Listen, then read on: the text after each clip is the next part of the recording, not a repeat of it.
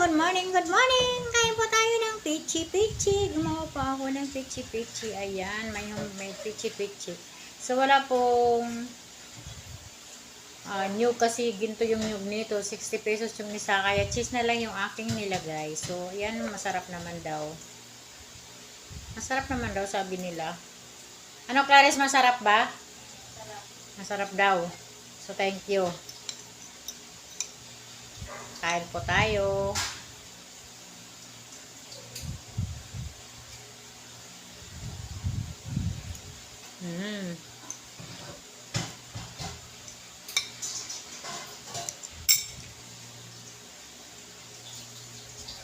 Diba?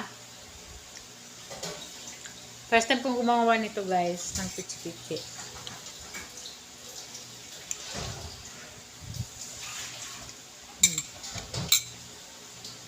Guys, thank you for watching.